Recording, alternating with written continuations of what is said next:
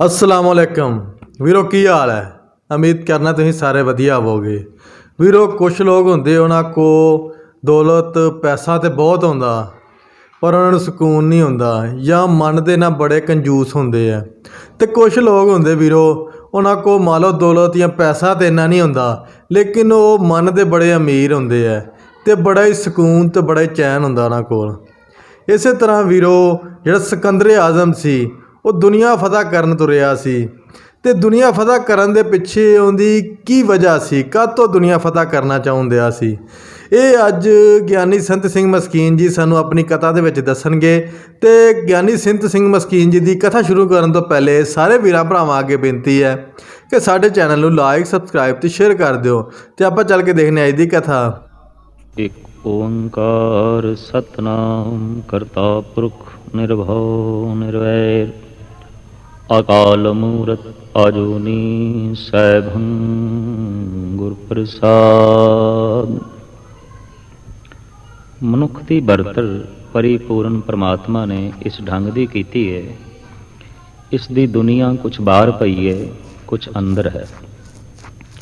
ਜੈਸੇ ਸਰੀਰ ਦੀ ਅੰਦਰ ਦੀ ਪਵਨ ਦਾ ਬਾਹਰ ਦੀ ਪਵਨ ਨਾਲ ਸੰਬੰਧ ਜੁੜਿਆ ਹੋਇਆ, ਸਰੀਰ ਦੇ ਅੰਦਰ ਪਏ ਹੋਏ ਪਾਣੀ ਦਾ ਬਾਹਰ ਦੇ ਪਾਣੀ ਨਾਲ ਸੰਬੰਧ ਹੈ।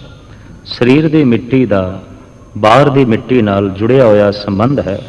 ਅਸੀਂ ਕੁਛ ਬਾਹਰ ਹਾਂ, ਕੁਛ ਅੰਦਰ ਹਾਂ। ਇੱਕ ਸਵਾਸ ਅਸੀਂ ਬਾਹਰ ਕੱਢਦੇ ਹਾਂ, ਇੱਕ ਅੰਦਰ ਲੈ ਲੈਂਦੇ ਹਾਂ। ਜੇ ਸਿਰਫ ਅੰਦਰ ਲਈਏ ਤੇ ਕਹੀਏ ਬਾਹਰ ਨਹੀਂ ਕੱਢਣਾ ਤਾਂ ਵੀ ਅਸੀਂ ਨਹੀਂ ਰਹਿ ਸਕਾਂਗੇ।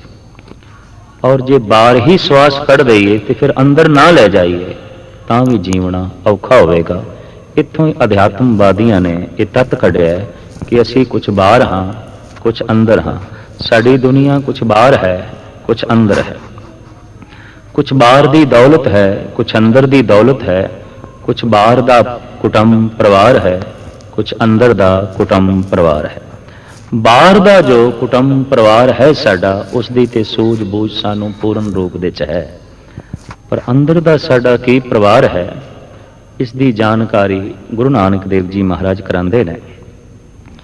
ਦੂਸਰੀ ਉਦਾਸੀ ਦਾ ਭਰਮਣ ਕਰਕੇ ਜਦ ਆਪ ਤੀਸਰੀ ਉਦਾਸੀ ਦੀ ਪੂਰਨ ਰੂਪ ਦੇ ਤਿਆਰੀ ਕਰਨ ਲੱਗੇ ਤਾਂ ਆਪ ਦੀ ਮਾਤਾ ਜਗਤ ਮਾਤਾ ਤ੍ਰਿਪਤਾ ਜੀ ਨੇ ਆਪ ਨੂੰ ਪ੍ਰੇਰਿਆ ਕਿ ਹੁਣ ਤੁਸੀਂ ਕੁਟੁੰਬ ਵਾਲੇ ਹੋ, ਪਰਿਵਾਰ ਵਾਲੇ ਹੋ, ਤੁਹਾਡੇ ਬੱਚੇ ਹੈਗੇ ਨੇ, ਤੁਹਾਡੀ ਪਤਨੀ ਵੀ ਹੈਗੀ ਹੈ ਔਰ ਪਰਿਵਾਰ ਵਿੱਚ ਰਹਿਣਾ ਵੀ ਤੁਹਾਡਾ ਧਰਮ ਹੈ, ਮੁੱਖ ਧਰਮ ਹੈ।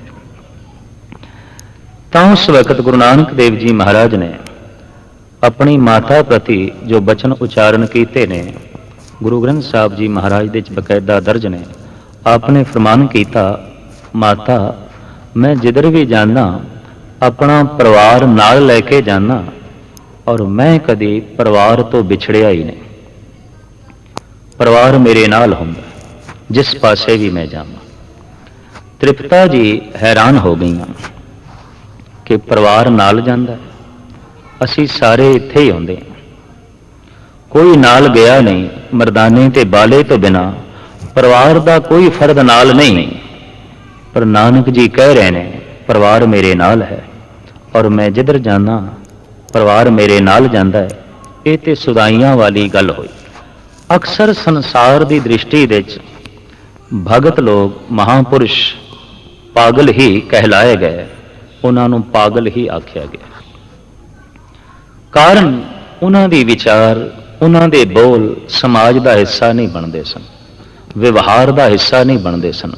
ਰੋਜ਼ਮਰਾ ਦੀ ਜ਼ਿੰਦਗੀ ਵਿੱਚ ਉਹਨਾਂ ਦੇ ਵਿਚਾਰਾਂ ਨੂੰ, ਉਹਨਾਂ ਦੇ ਵਿਵਹਾਰ ਨੂੰ, ਉਹਨਾਂ ਦੇ ਬਚਨਾਂ ਨੂੰ ਢਾਲਣਾ ਬੜੀ ਔਖੀ ਗੱਲ ਹੋ ਗਈ। ਜਿਸ ਤਰ੍ਹਾਂ ਪਾਗਲ ਦੇ ਬੋਲ ਸੰਸਾਰ ਨਾਲ ਤਾਲਮੇਲ ਨਹੀਂ ਖਾਂਦੇ, ਸਮਾਜ ਦਾ ਹਿੱਸਾ ਨਹੀਂ ਬਣਦੇ, ਭਗਤਾਂ ਦੇ ਬੋਲ ਵੀ ਸਮਾਜ ਦਾ ਹਿੱਸਾ ਨਹੀਂ ਬਣਦੇ।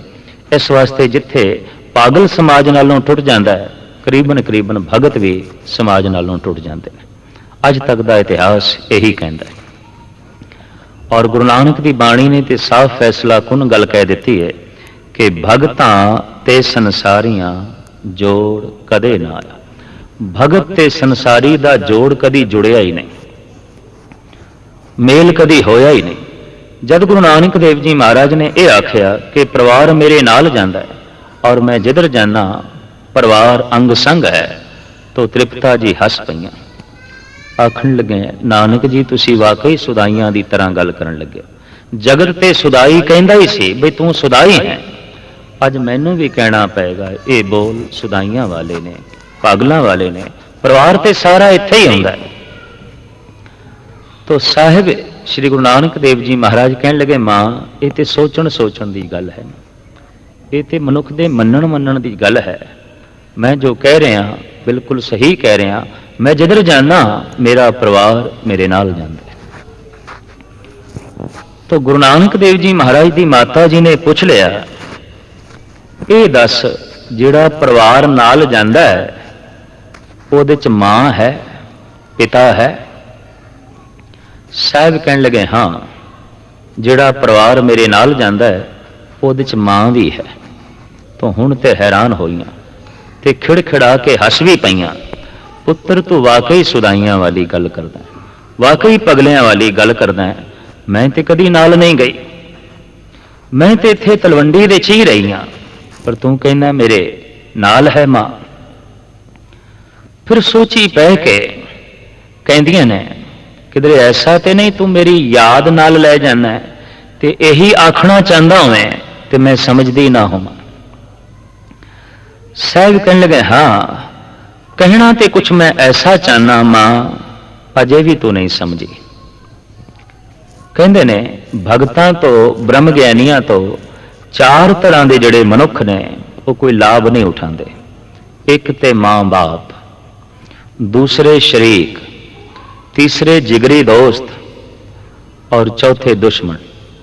ਇਹ ਕੋਈ ਲਾਭ ਨਹੀਂ ਉਠਾਉਂਦੇ, ਇਹ ਉਹਨਾਂ ਦੀ ਗੱਲ ਨੂੰ ਸਮਝਣਾ ਵੀ ਨਹੀਂ ਚਾਹੁੰਦੇ ਔਰ ਉਹਨਾਂ ਤੋਂ ਲਾਭ ਵੀ ਨਹੀਂ ਉਠਾਉਣਾ ਚਾਹੁੰਦੇ। ਤਾਂ ਮਮਤਾ ਦੀ ਮਾਰੀ ਹੋਈ ਤ੍ਰਿਪਤਾ ਮਮਤਾ ਦੀ ਦ੍ਰਿਸ਼ਟੀ ਨਾਲ ਗੁਰੂ ਨਾਨਕ ਨੂੰ ਵੇਖਦੀ ਹੈ ਔਰ ਗੁਰੂ ਨਾਨਕ ਇਸ ਦੁਨੀਆ ਤੋਂ ਬਹੁਤ ਉੱਚੇ ਅਗਾਂਹ ਦੀ ਗੱਲ ਕਰ ਰਹੇ ਨੇ। ਮਾਂ, ਮੈਂ ਜਿੱਧਰ ਜਾਣਾ ਪਰਿਵਾਰ ਮੇਰੇ ਨਾਲ ਆਉਂਦਾ। ਕਿਆ ਉਸ ਪਰਿਵਾਰ ਵਿੱਚ ਮਾਂ ਵੀ ਹੈ? ਹਾਂ, ਮਾਂ ਵੀ ਹੈ। ਤੋ ਤ੍ਰਿਪਤਾ ਜੀ ਨੇ ਪੁੱਛ ਲਿਆ, ਨਾਨਕ ਜੀ ਦੱਸੋ ਉਸ ਮਾਂ ਦਾ ਨਾਂ ਕੀ ਹੈ ਜੋ ਨਾਲ ਜਾਂਦੀ ਹੈ? ਤੋ ਸਤਿਗੁਰ ਮਾਤਾ ਦਾ ਨਾਮ ਦੱਸਦੇ ਨੇ, ਪਰਿਵਾਰ ਦੇ ਸਾਰੇ ਫਰਦਾਂ ਦਾ ਨਾਮ ਦੱਸਦੇ ਨੇ ਔਰ ਇਹ ਸ਼ਬਦ ਗੁਰੂ ਗ੍ਰੰਥ ਸਾਹਿਬ ਜੀ ਮਹਾਰਾਜ ਦੇ ਅੰਦਰ ਗੌੜੀ ਰਾਗ ਦੇ ਵਿੱਚ ਦੂਸਰੇ ਨੰਬਰ ਤੇ ਆਇਆ ਹੈ। ਸਤਿਗੁਰ ਕਹਿੰਦੇ ਨੇ, ਮਾਤਾ ਮਤ ਪਿਤਾ ਸੰਤੋਖ ਹੈ, ਸਤ ਭਾਈ ਕਰ ਇਹ ਵਿਸੇਖ। ਮੇਰੀ ਜੋ ਮਾਤਾ ਹੈ ਉਹ ਸ਼ੁਭ ਮਤ ਹੈ, ਚੰਗੀ ਮਤ ਹੈ। ਇਹ ਕਦਮ ਕਦਮ ਤੇ ਮੇਰੀ ਰੱਖਿਆ ਕਰਦੀ ਹੈ, ਮੇਰੀ ਹਿਫਾਜ਼ਤ ਕਰਦੀ ਹੈ। ਅਸੀਂ ਉਸ ਨੂੰ ਯਤੀਮ ਕਹਿੰਦੇ ਹਾਂ ਜਿਸ ਦੀ ਮਾਂ ਮਰ ਜਾਏ, ਪਰ ਗੁਰੂ ਨਾਨਕ ਕਹਿੰਦੇ ਨਹੀਂ, ਉਸ ਨੂੰ ਯਤੀਮ ਨਾ ਆਖੋ ਜਿਸ ਦੀ ਮਾਂ ਮਰ ਜਾਂਦੀ ਹੈ। ਯਤੀਮ ਉਸ ਨੂੰ ਆਖੋ ਜਿਸ ਦੀ ਮਤ ਮਰ ਜਾਂਦੀ ਹੈ। ਜਿਸ ਦੀ ਮਾਂ ਮਰ ਜਾਏ ਉਹ ਜ਼ਿੰਦਾ ਰਹਿਣ ਦੇ ਵਸੀਲੇ ਲੱਭ ਲੈਂਦਾ ਹੈ, ਠੋਕਰਾਂ ਤੋਂ ਕਈ ਦਫਾ ਬਚ ਵੀ ਸਕਦਾ ਹੈ, ਪਰ ਜਿਸ ਦੀ ਮਤ ਮਰ ਜਾਏ ਉਹ ਤੇ ਕਦਮ ਕਦਮ ਤੇ ਠੋਕਰਾਂ ਖਾਂਦਾ ਹੈ। ਬੁੱਧੀਹੀਨ ਮਨੁੱਖ ਕਦਮ ਕਦਮ ਤੇ ਠੋਕਰਾਂ ਖਾਂਦੇ ਨੇ। ਤੋ ਸਾਹਿਬ ਕਹਿੰਦੇ ਨੇ ਕਿ ਚੰਗੀ ਮਤ, ਸ੍ਰੇਸ਼ਟ ਮਤ, ਉੱਤਮ ਵਿਚਾਰ, ਉੱਤਮ ਫਿਲਸਫਾ, ਪ੍ਰਭੂ ਚਿੰਤਨ, ਇਹ ਜਿਹੜੀ ਚੰਗੀ ਮਤ ਹੈ ਇਹ ਮੇਰੀ ਮਾਂ ਹੈ ਔਰ ਮੇਰੇ ਨਾਲ ਹੈ ਔਰ ਹਰ ਕਦਮ ਤੇ ਮੇਰੀ ਹਿਫਾਜ਼ਤ ਕਰਦੀ ਹੈ, ਮੇਰੀ ਪਾਲਣਾ ਕਰਦੀ ਹੈ, ਮੇਰੇ ਤੇ ਮਮਤਾ ਡੁਲਾਉਂਦੀ। ਤੋ ਠੀਕ ਹੈ, ਚੰਗੀ ਮਤ ਇਹ ਮਾਂ ਹੋਈ। ਪਿਤਾ ਕੌਣ ਹੈ? ਸੰਸਾਰ ਦੇ ਜਿਤਨਾ ਸਾਰਾ ਅਨਰਥ ਚੱਲ ਰਿਹਾ ਹੈ ਇਹ ਮਤ ਦੇ ਮਰਨ ਨਾਲ ਚੱਲਦਾ ਹੈ। ਜਦ ਮਤ ਮਰ ਜਾਏ ਤੋ ਮਨੁੱਖ ਗੁੰਡਾ ਹੋ ਜਾਂਦਾ ਹੈ, ਬਦਮਾਸ਼ ਹੋ ਜਾਂਦਾ ਹੈ, ਦੁਰਾਚਾਰੀ ਹੋ ਜਾਂਦਾ ਹੈ, ਚੋਰ ਬਣ ਜਾਂਦਾ ਹੈ। ਦੁਨੀਆ ਦੇ ਜਿਸ ਜਿਸ ਦੀ ਵੀ ਮਤ ਮਰ ਗਈ ਹੈ ਉਹਨਾਂ ਮਨੁੱਖਾਂ ਦੇ ਕਾਰਨ ਬੜਾ ਅਨਰਥ ਹੈ। ਜਿਨ੍ਹਾਂ ਦੀ ਮਾਂ ਮਰ ਗਈ ਹੈ ਉਹਨਾਂ ਦੇ ਕਾਰਨ ਕਰਕੇ ਸੰਸਾਰ ਨੂੰ ਕੋਈ ਹਾਨੀ ਨਹੀਂ ਹੈ, ਬਲਕਿ ਉਹ ਤੇ ਵਿਚਾਰੇ ਦਇਆ ਦੇ ਪਾਤਰ ਨੇ।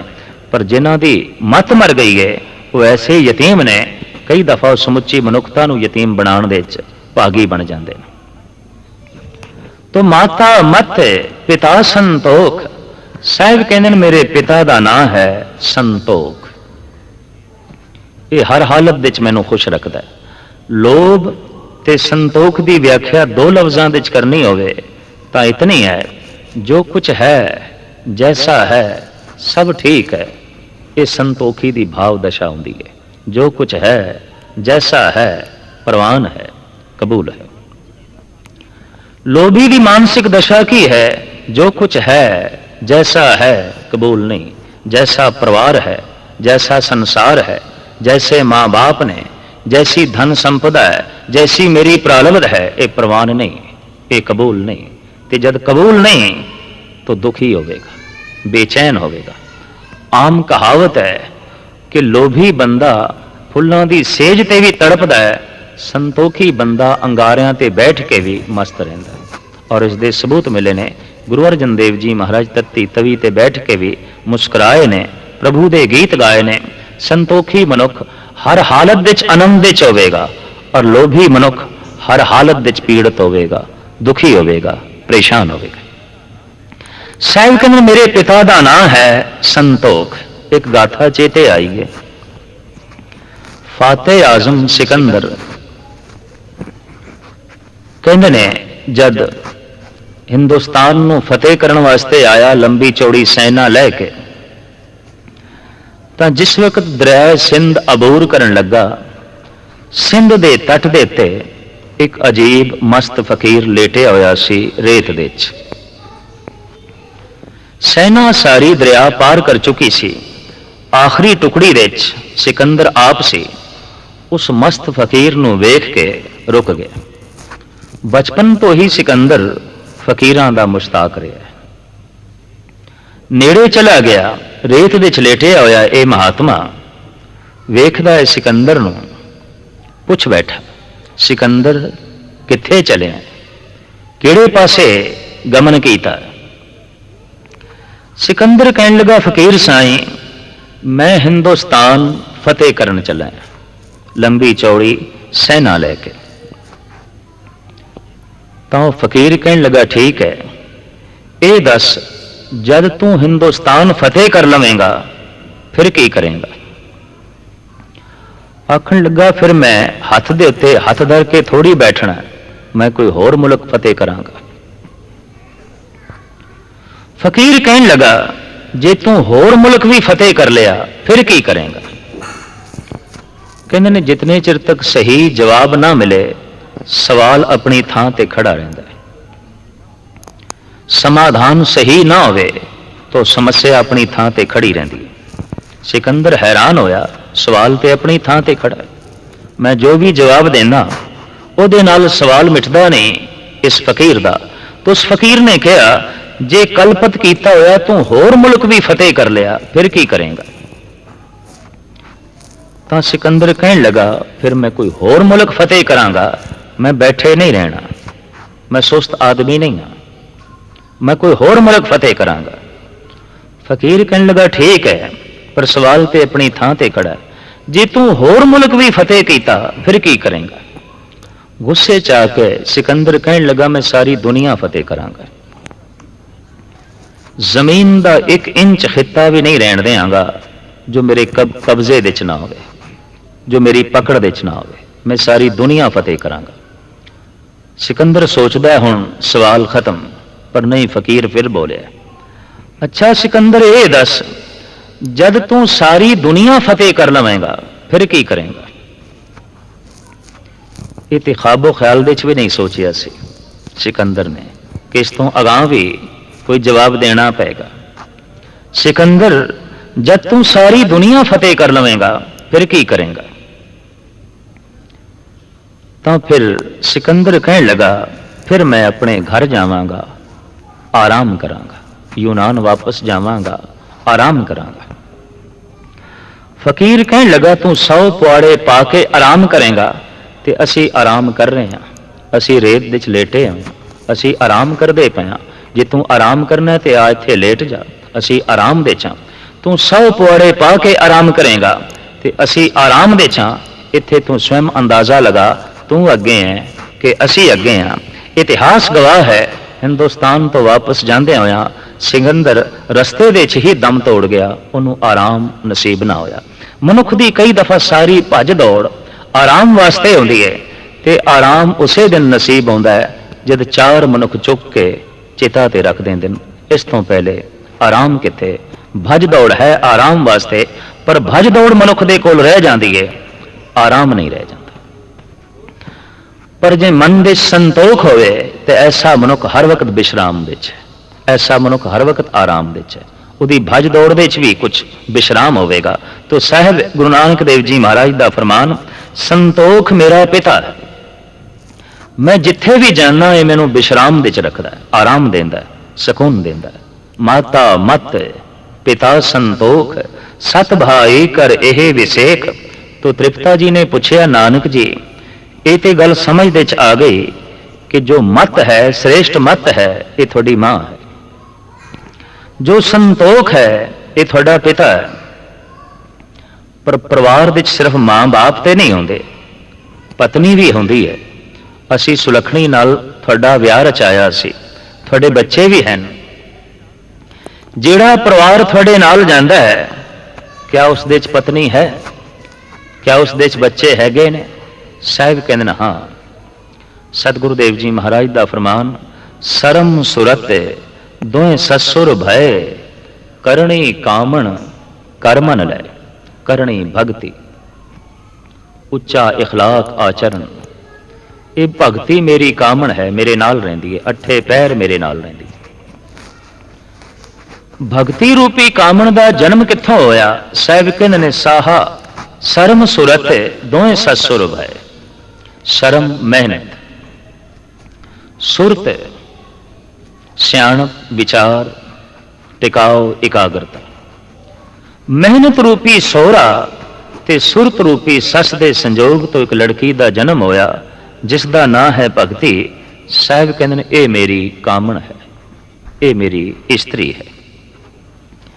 ਇਸ ਦਾ ਜ਼ਿਕਰ ਗੁਰੂ ਅਰਜਨ ਦੇਵ ਜੀ ਮਹਾਰਾਜ ਨੇ ਵੀ ਕੀਤਾ ਹੈ। ਨਿਜ ਭਗਤੀ ਸੀਲਵੰਤੀ ਨਾਰ, रूप अनूप पूरी आचार, जिच्चर वसी पिता के साथ, तिच्चर कंत बहु फिरे उदास, कर सेवा सतपुरख मनाया, गुर आणी घर में तां सर्ब सुख पाया। भगती नूं नार आख्या है साहिब श्री गुरु अर्जन देव जी महाराज ने भी। कहते ने ज्ञान पुरुष है, भगती स्त्री है। ज्ञान का जन्म तर्क तो है, संशय तो है, भगती का जन्म शरधा तो है। इस वास्ते असी अक्सर देखते हैं कि स्त्री जगत विच शरधा प्रधान होंदी है, पुरुष जगत विच ज्ञान प्रधान होंदा है।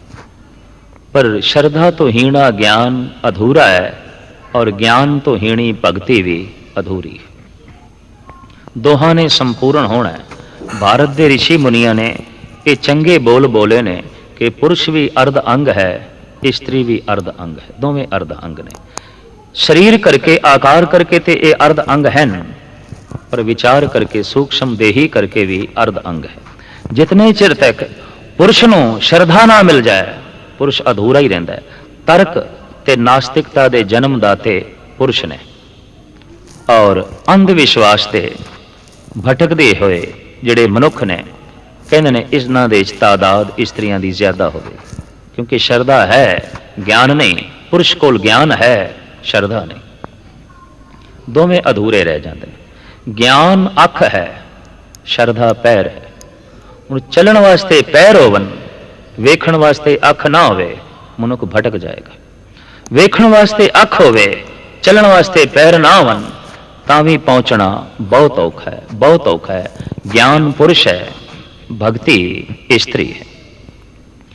जद किसी मनुख दे अंदर, चाहे वह स्त्री है ते चाहे वह पुरुष है, ज्ञान ते भगती दोहां दा प्रवेश हो जाए, दोहां दा अवतरण हो जाए, वो मनुख पूर्ण पुरख हो जाता है। चाहे वह स्त्री है चाहे पुरुष है, क्योंकि उसके अंदर ज्ञान भी है, उसके अंदर भगती भी है, उसके अंदर श्रद्धा भी है। तो गुरु नानक देव जी महाराज ने माता मत मत विचार उज्जवल मत ज्ञान का पहले जिक्र ही कर दिता है। शर्म सुरत दोए ससुर भय, करनी कामन करमन ले। मेहनत मुशक्कत ए मेरा सौरा है। भाव मैनू अपनी मेहनत ते भरोसा है, मैनू अपनी मुशक्कत ते भरोसा है। गुरु नानक दी दुनिया सुस्त नहीं है, आप मुशक्कत नू बड़ी प्रधानता देंदे ने। उदम करेंदियां जीव तू, कमाउंदियां सुख भुंच, ध्यावदियां तू प्रभु मिल, नानक उतरी चिंत। जिवें उद्यम करके ही धन कमाईदा है, उद्यम करके ही धर्म कमाईदा है।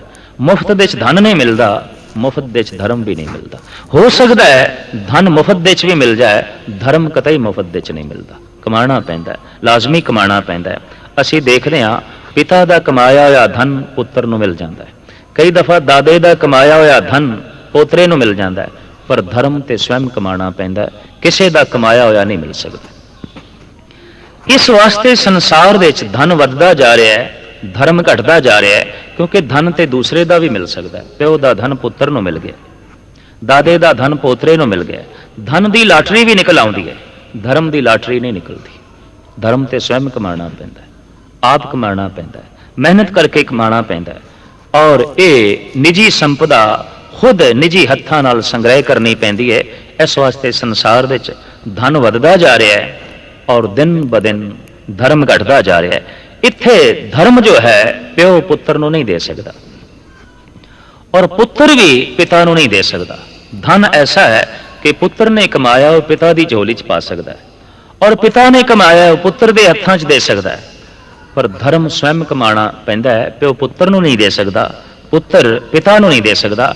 ਇਸ ਦਾ ਇਤਿਹਾਸਕ ਸਬੂਤ ਹੈ ਗੁਰੂ ਰਾਮਦਾਸ ਜੀ ਮਹਾਰਾਜ ਦੀ ਬੜੀ ਕੋਸ਼ਿਸ਼ ਸੀ ਕਿ ਮੇਰਾ ਜਿਹੜਾ ਵੱਡਾ ਪੁੱਤਰ ਹੈ ਪ੍ਰਿਥੀ ਚੰਦ, ਇਹ ਵੀ ਨਾਮ ਦਾ ਰਸੀਆ ਬਣੇ, ਇਹ ਵੀ ਬਾਣੀ ਪੜ੍ਹੇ, ਇਹ ਵੀ ਪ੍ਰਮਾਤਮਾ ਨਾਲ ਜੁੜੇ, ਪਰ ਨਹੀਂ, ਉਹ ਝਗੜਦਾ ਹੀ ਰਿਹਾ, ਉਹ ਨਾਸਤਿਕ ਹੀ ਰਿਹਾ, ਉਹ ਕਲੇਸ਼ ਪਾਉਂਦਾ ਰਿਹਾ। ਉਹਦੇ ਸੰਬੰਧ ਵਿੱਚ ਮਹਾਰਾਜ ਦੇ ਬੋਲ ਵੀ ਨੇ, ਕਾਹੇ ਪੂਤ ਝਗੜਤ ਹੋ ਸੰਗ ਬਾਪ, ਜਿਨ ਕੇ ਜਨੇ ਬਡੀਰੇ ਤੁਮ ਹੋ, ਤਿਨ ਸਿਉ ਝਗੜਤ ਪਾਪ।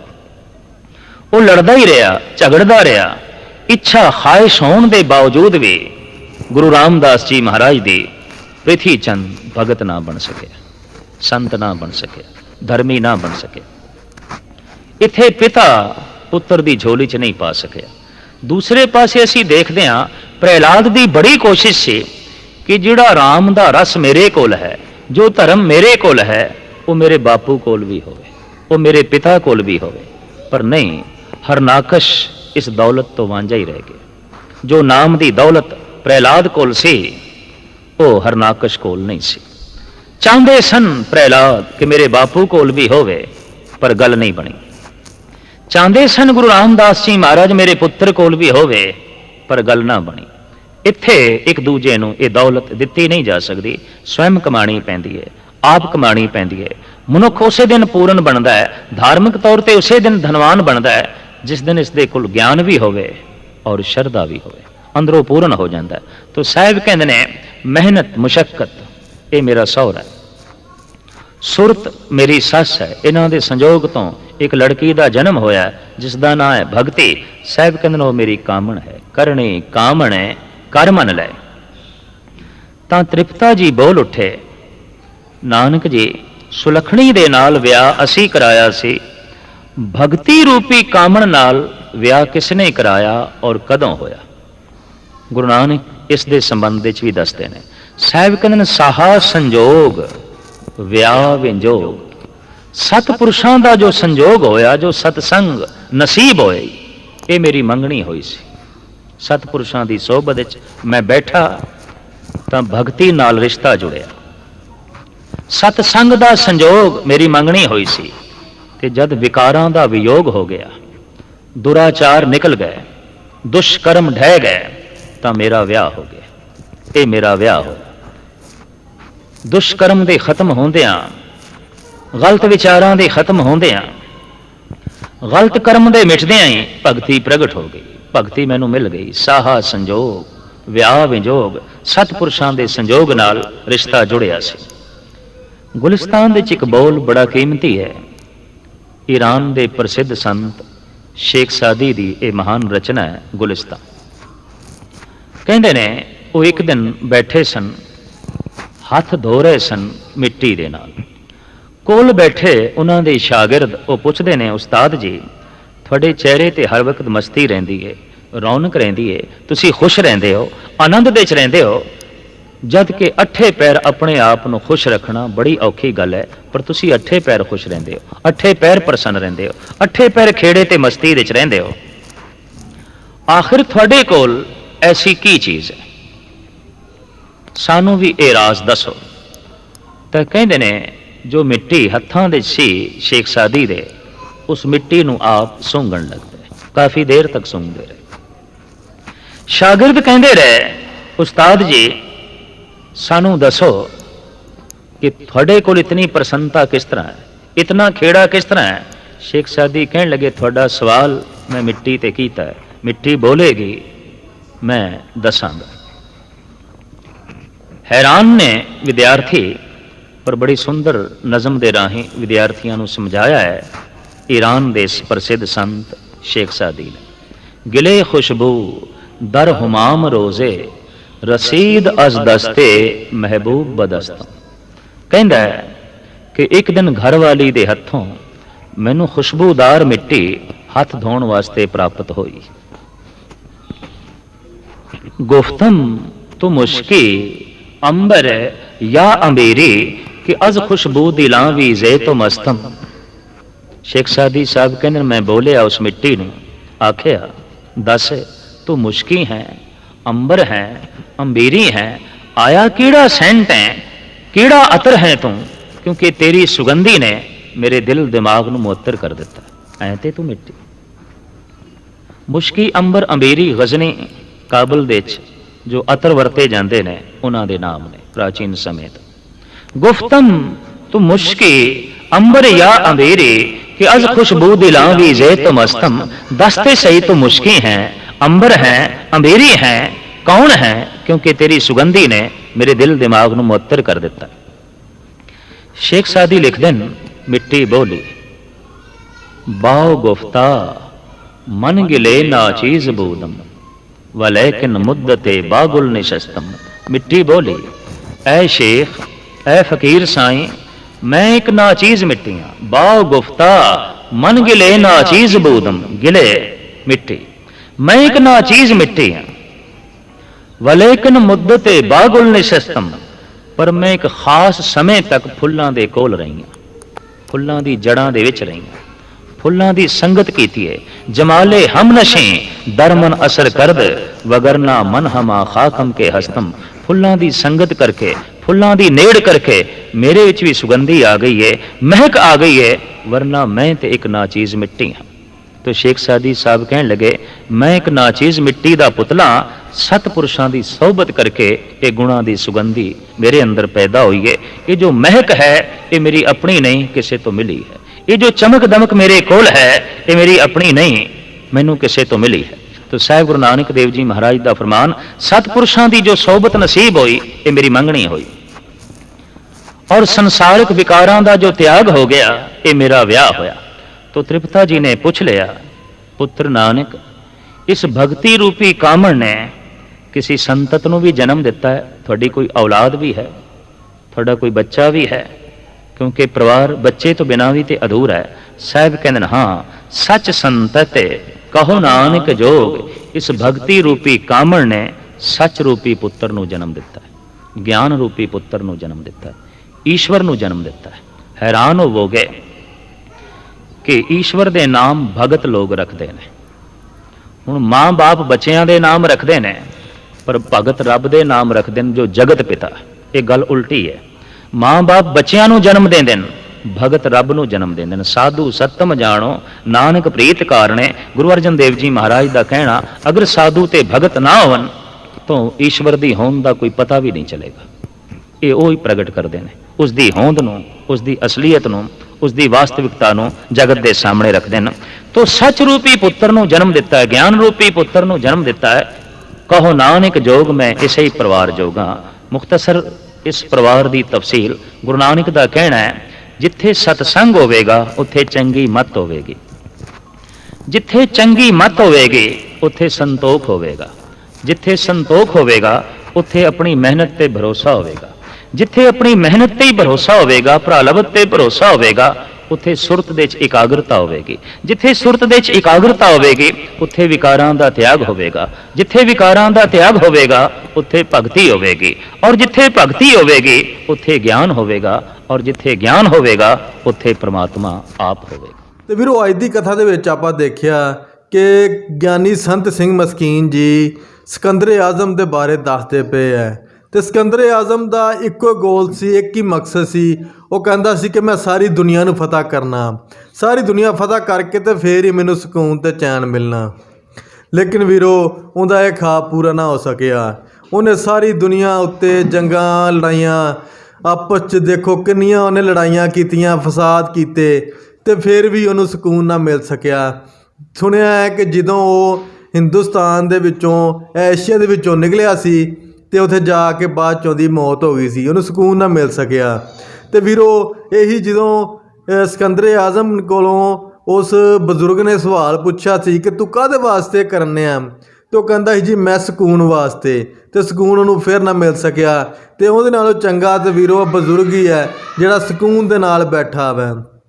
ਤੇ ਮੈਂ ਸ਼ੁਰੂ 'ਚ ਵੀਰੋ ਦੱਸਿਆ ਸੀ ਕਿ ਕੁਝ ਲੋਕ ਬਹੁਤ ਜ਼ਿਆਦਾ ਮਾਲੋ ਦੌਲਤ ਹੋਣ ਦੇ ਬਾਵਜੂਦ ਵੀ ਉਹਨਾਂ ਕੋਲ ਸਕੂਨ ਨਹੀਂ ਹੁੰਦਾ, ਲੇਕਿਨ ਕੁਝ ਲੋਕ ਐਸੇ ਹੁੰਦੇ ਆ ਕਿ ਉਹਨਾਂ ਕੋਲ ਮਾਲੋ ਦੌਲਤ ਨਹੀਂ ਹੁੰਦੀ ਲੇਕਿਨ ਸਕੂਨ ਉਹਨਾਂ ਕੋਲ ਬਹੁਤ ਹੁੰਦਾ। ਕਿਉਂ ਕਿ ਵੀਰੋ ਉਹਦੀ ਇੱਕੋ ਹੀ ਵਜ੍ਹਾ ਕਿ ਉਹ ਲੋਕ ਇਸ ਦੁਨੀਆ ਦੀ ਲਾਲਚ ਨਹੀਂ ਪਏ ਹੁੰਦੇ।